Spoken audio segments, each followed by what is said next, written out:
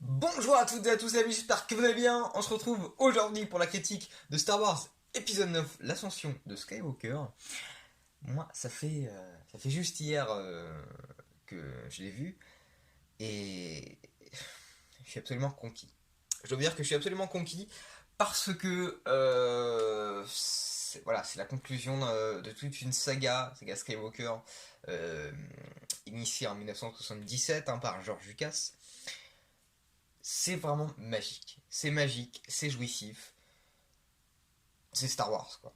J'ai envie de vous dire, c'est pour moi un des meilleurs Star Wars. Un des meilleurs Star Wars et le meilleur de sa nouvelle trilogie.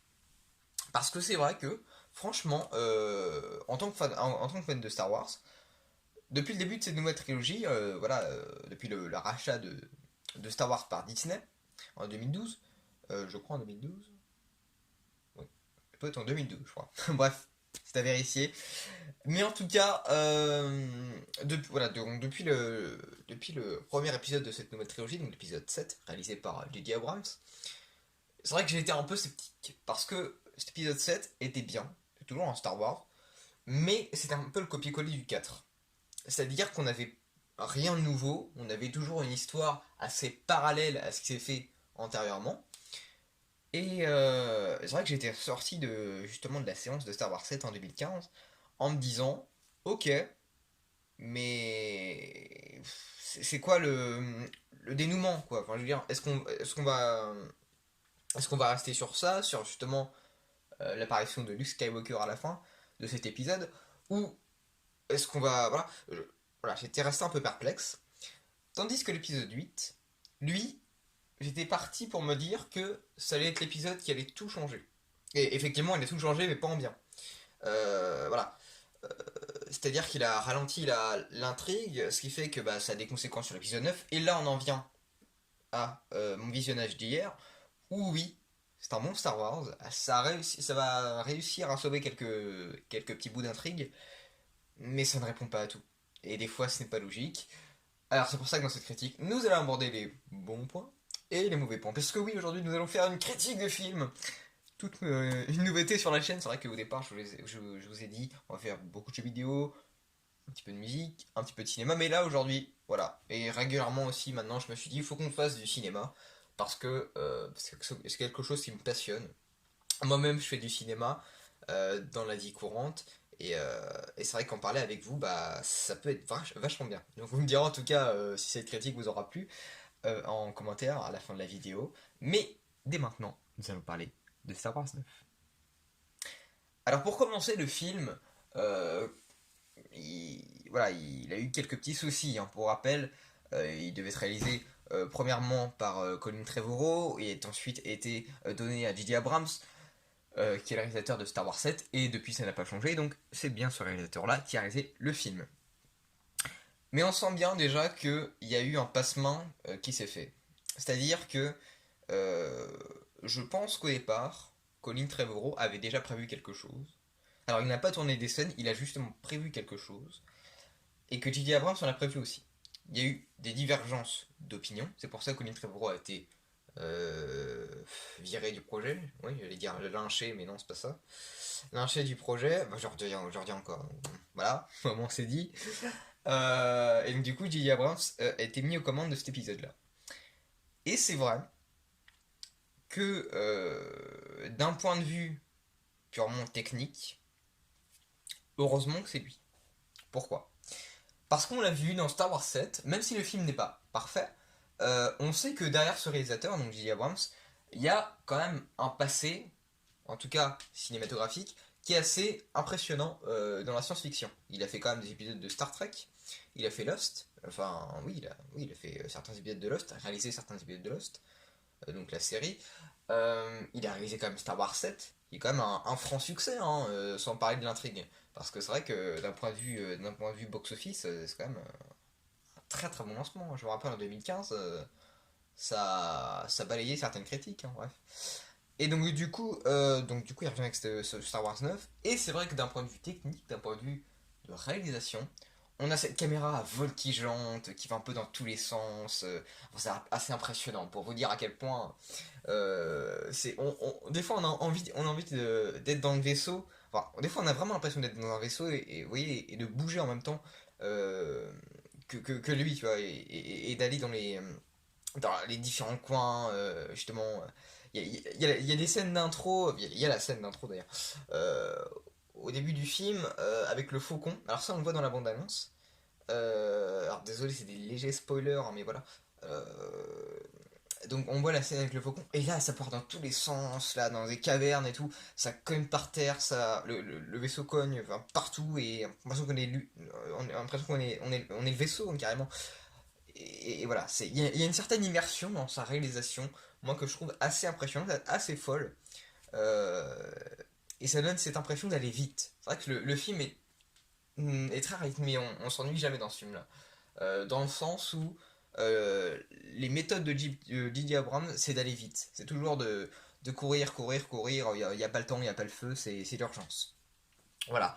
Et donc du coup, euh, là on a vraiment cette impression, d'un point de vue technique, que enfin, qu'on est là, qu'on est le vaisseau et on bouge partout, même pour les personnages, c'est très affolé, c'est très, très en mouvement, très dynamique, et franchement, ça fait du bien. Parce que compte tenu de ce qu'on avait dans Star Wars 8, euh, franchement, je partais bien pour franchement, j'ai trop demandé pour cet épisode-là. Et quand je suis arrivé dans la salle, à la fin, je me suis dit, oui, mais d'accord, quoi. Où est l'intrigue? C'est bien de faire ça, mais où est l'intrigue, quoi. Donc voilà, je suis resté très très mitigé sur cet épisode 8, vous l'aurez compris, mais sur ce Star Wars 9, j'ai quand même de bonnes choses à vous annoncer parce que j'ai plutôt bien aimé le film. Voilà. Je trouve que, alors après, voir parler du point de vue technique, parlons du point de vue avis, j'ai trouvé que ce film était une bonne conclusion. Dans le sens où, malgré tout ce qui s'est fait avant, dans cette nouvelle trilogie, ça réussit quand même à sauver les meubles. C'est-à-dire qu'en fait, on a un film qui va rendre certaines personnes mitigées, un peu comme moi, mais qui va quand même réussir à créer de l'émotion,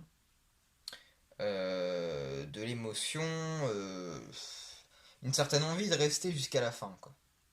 Euh, et puis surtout l'ambiance de Star Wars, c'est-à-dire qu'en fait, du début jusqu'à la fin, on va avoir justement cette intrigue qui va grimper comme démarche en progression. C'est-à-dire qu'à la fin, là c'est le paroxysme, c'est l'émotion, c'est l'action, c'est tout ce que vous voulez.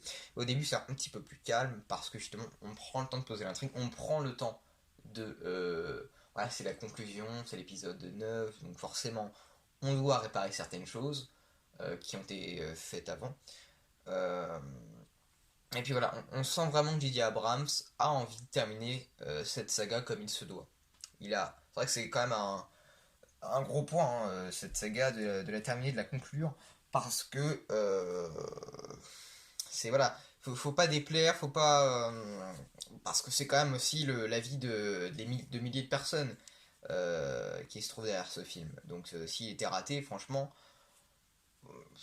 je pense que Disney en prendra un coup aussi. Enfin, voilà. Les points négatifs maintenant. On va commencer par les points négatifs, parce que voilà, je me suis dit, ah, faut bien commencer, voilà, vous mettez un peu dans l'ambiance, parce que c'est Star Wars et tout, voilà. Bref. Euh, donc les points négatifs, il y en a quand même pas mal. Il y en a quand même pas mal. J'en ai noté certains. Alors des fois c'est notable, des fois c'est passable, bref, c'est des points négatifs quand même dans le sens où ça aurait pu être mieux. Commençons tout d'abord par les incohérences. Alors, dans ce film-là, les incohérences, il y en a pas mal, dans le sens où on a certaines réponses, d'autres on n'en a pas. Vous êtes tous au courant que Palpatine revient dans cet épisode, on l'a vu dans la bande-annonce, ce n'est pas un spoiler, mais bon. Euh, Mais le problème dans ce film-là, c'est qu'on ne sait pas du tout d'où il revient. Alors moi je veux bien qu'ils mettent un Palpatine, hein, mais qu'ils nous disent d'où il sortent. Parce que bon, est-ce que c'est vraiment Palpatine? Est-ce que c'est pas, est-ce que je sais pas. Et bon, Voilà. Et j'ai envie de vous dire, il y en a plein des incohérences comme ça, notamment liées à Rey. Je ne dirai rien pour ne pas vous spoiler ne pas vous divulgacher justement le film. Euh, mais voilà, il y a plein d'incohérences autour de Palpatine. Et c'est vrai que l'avoir mis dans ce film-là, c'est un peu une solution de facilité et une solution de de comment de comment de une solution de conclusion. Vous voyez, c'est-à-dire que dans Star Wars 8, si vous l'avez regardé, hein, mais c'est pas un spoiler puisqu'il est déjà sorti en DVD, donc je pars du principe que tout le monde, peut-être une moitié de la chaîne l'a vu, mais Snoke est mort. Snoke est mort dans l'épisode 8, donc du coup, forcément, dans le 9, on doit trouver un alter ego. Et qu'est-ce qu'on fait revenir? Palpatine. Voilà. Et après on nous dit, oh oui, mais Palpatine, il a créé Snoke, machin, tout ça, bon bref. Ok. Mais déjà, il faudra savoir d'où il sort, Palpatine. Parce que bon, Snoke encore, c'est acceptable, dans le sens où ça paraissait logique. Mais Palpatine, voilà. Je. Voilà. Je pense que c'est une facilité scénaristique d'avoir fait ça pour justement finir vite, conclure vite, trouver une histoire et bam, ça plaît au public ou ça plaît pas. Bon, bref. Autre point négatif, c'est les personnages qui ne servent à rien. Hashtag Rose, hashtag Finn et hashtag d'autres aussi. Et, voilà. Et oui, dans cet épisode, je suis désolé de vous le dire, mais Finn ne sert à rien. À rien, à rien. Alors après, c'est subjectif, c'est mon avis. Voilà.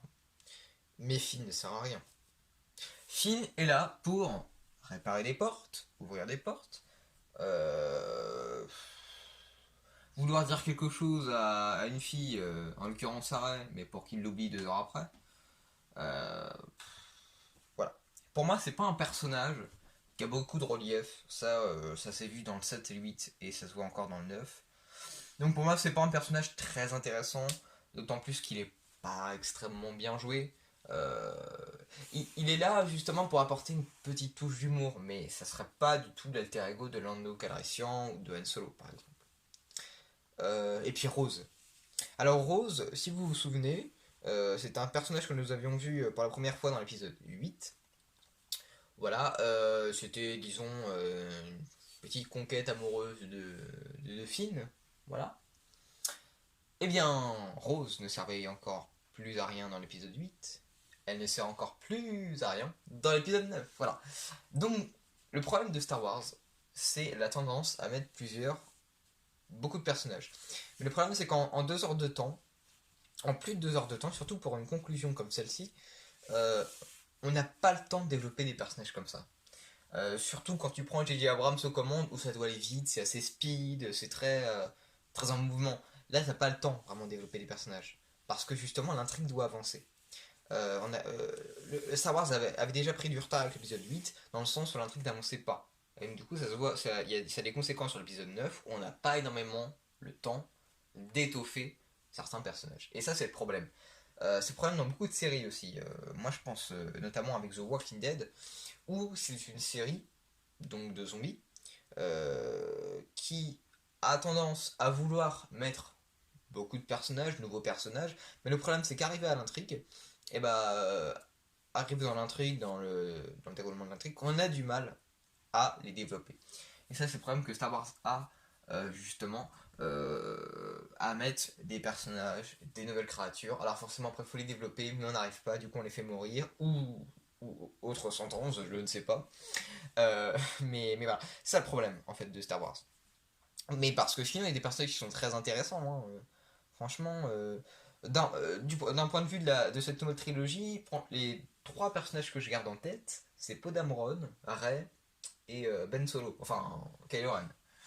Parce que c'est ces 3 personnages-là pour moi qui ont véritablement du relief et qui rappellent un peu ce qui a été fait dans l'ancienne trilogie. Alors, je dirais pas à ce point-là, il n'y a pas un tel niveau de charisme, mais néanmoins, il y a quand même du développement de personnage qui est assez intéressant, notamment chez Kylo Ren, où surtout dans cet épisode-là, on sent que l'acteur s'est vraiment affirmé dans son rôle, et ça donne du coup quelque chose de davantage touchant euh, euh, et de poignant, surtout à la scène de fin. Je ne vous spoil rien, mais évidemment, mais vous l'aurez compris, c'est quand même rempli d'émotions, tout ça. Allez, passons maintenant au, au point fort du film. Il y en a de bien nombreux, et je suis fier justement de vous les énoncer. Voilà. Alors, pour commencer, il y a une très très bonne scène d'intro. Voilà. Il y a une très très bonne scène d'intro qui rappelle vraiment ce que fait J.J. Abrams euh, régulièrement dans ses films. C'est-à-dire qu'on a un truc qui commence tout de suite. Là, c'est pas du tout l'arrivée d'un vaisseau comme sur les anciens épisodes en haut de la caméra. Là, on a vraiment l'arrivée sur une planète. Bam, bam, bam, bam, bam. Allez, hop, ça, on met tout de suite dans l'action. Ça commence direct. Allez, hop, Palpatine, Kylo Ren. Allez, hop, l'action. Bam. Ça commence directement. On n'a même pas le temps de faire euh, des petits dialogues comme ça par-ci par-là. Et c'est très très bien. Je trouve qu'on est directement dans l'action. Alors, on est quelques mois plus tard après l'épisode 8, ce qui était très très bien pour respecter ce qu'avaient fait les anciens épisodes, où c'était environ un ou quelques mois entre chaque épisode, au niveau de l'intrigue.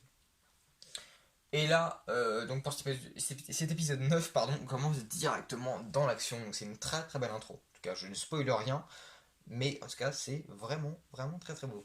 Voilà. Deuxième point, la créativité. La créativité au niveau des planètes et des créatures. Dans Star Wars 8, j'ai trouvé, alors désolé, je reproche encore le travail de Rian Johnson, mais parce qu'il faut comparer, je trouve. Dans Star Wars 9, je trouve qu'on a beaucoup de créatures, beaucoup de richesses en décor. Et ça, c'est très très bien parce que ça explore un peu l'univers étendu qu'est Star Wars. C'est vrai que des fois, les films n'explorent pas assez l'univers étendu développé dans les comics ou dans les livres ou dans certaines œuvres, hein, il y a Star Wars. Et c'est vrai que là, on a quand même quelques belles références à tout ça. Et ça fait vraiment plaisir. Voilà, parce que d'habitude, on est habitué à toujours Dark Vador, Palpatine, Boba Fett, machin. Il n'y a pas que ça. Et il y a des belles choses à explorer. C'est vrai que cet épisode 9 le fait grandiosement. Voilà. Euh, Troisième point, Leia. Leia, j'étais sceptique en allant voir ce film. Euh, mais quelle tristesse. Quelle tristesse de la voir pour la dernière fois. Euh, c'est vrai que Leila, dans ce film-là, elle apparaît très brièvement, parce que vous l'aurez compris, il y a des scènes qui ont été non utilisées de l'épisode 7 et 8, qu'ils ont pu inclure dans l'épisode 9 avec quelques petites modifications. Et c'est vrai que de la voir là comme ça, c'est quand même très touchant. De la voir une dernière fois, euh, tout comme beaucoup de personnages, hein, C3PO, Luke Skywalker, puis d'autres aussi, Lando Calrissian, les voir pour une dernière fois pour cette conclusion, surtout quand on sait que l'actrice Carrie Fisher est décédée, Leila est encore plus touchante. Son regard un peu émouvant, vous verrez dans certaines scènes, il y a des regards qui sont vraiment euh, touchants et poignants. On a envie que ça continue, que le film ne s'arrête pas et de pouvoir la voir plus souvent, mais non, il faut que le film s'arrête. C'est un adieu à d'ailleurs l'actrice qu'on aime tous, nos fans de Star Wars, et aussi à plein d'acteurs qui qui ont été là, certains du début jusqu'à la fin, d'autres pendant des petits moments, et c'est vrai que d'avoir une dernière fois comme ça, c'est vraiment poignant et touchant. Pour ma part, j'ai vraiment été touché par cette performance d'acteur de Leila, qui ne date pas de cet épisode-là, mais d'autres épisodes. Mais néanmoins, c'est touchant, c'est poignant. Ces apparitions sont bonnes, sont justifiées. On met pas le personnage pour mettre le personnage, on met le personnage pour une certaine raison, un peu comme un ange qui vient justement vous être près de vous et qui vous conseille sur comment faire, ou un peu comme une mère protectrice, ouais, voilà, de ses enfants. Et c'est vrai qu'on a ce sentiment-là, justement, dans ce film. Euh, et c'est d'autant plus touchant, quoi. On a envie. C'est très émouvant comme passage parce que voilà, c'est une actrice que j'aime beaucoup. euh, Dans son jeu d'acteur, ça a toujours été impressionnant. Et que dire quoi. Et ça rend le film encore plus crédible parce que voilà, c'est une conclusion quoi. J'ai envie de vous dire, on peut énoncer les points forts et les points faibles, hein. Mais c'est une conclusion. C'est une conclusion, donc d'un point de vue scénaristique, ils étaient obligés de faire tout ce qu'ils ont fait dans cet épisode 9. Ils ont essayé de sauver comme ils pouvaient l'héritage de chaque personnage, de l'intrigue, et ça a fonctionné. Excusez-moi, ça a fonctionné. Mais voilà, c'est, je ressors de cette séance assez mitigé, mais je me suis dit que les personnages sont bien où ils sont. Peut-être qu'il y aura une suite dans une décennie ou dans 20 ans, je ne sais pas. Mais en tout cas, je suis fier que cette saga Skywalker se soit terminée comme il se doit, avec les messages qu'il a donnés et avec l'intrigue qu'il nous a apporté pour une dernière fois. Pour cette saga qui a duré presque 40 ans. 40 ans même plus, je me souviens. Et en tout cas, voilà, je suis très ému de ce film-là. J'ai vraiment très hâte de le revoir. J'irai peut-être le revoir au cinéma encore une fois parce que c'est un film qui mérite de se revoir une deuxième fois pour comprendre vraiment qu'est-ce qui se passe vraiment. Et comprendre aussi pourquoi il y a des défauts, pourquoi il n'y en a pas. C'est vrai que là, c'est une réaction à chaud. C'est-à-dire que je l'ai vu hier soir, donc forcément, voilà, c'est très frais, c'est des mots qui sortent comme ça. Euh, mais voilà ma critique, quoi. C'était une critique comme ça que je voulais faire parce que justement, c'est une conclusion, encore une fois. Et c'est pas autrement, quoi. C'est pas un épisode comme ça, de milieu de trilogie où là on a quelque chose qui se passe, mais c'est pas vraiment intéressant. Là, c'est une conclusion de 40 ans de film. Et ça rend hommage à pas mal de choses. Et en cela, je remercie vraiment le travail de Ryan Johnson. De Didier Abrams, pardon, excusez-moi. Et bien écoutez, j'espère qu'en tout cas cette critique vous aura plu. Désolé des fois si j'ai un peu déraillé, ou parce que je suis un peu malade un peu aussi, donc vous m'excuserez.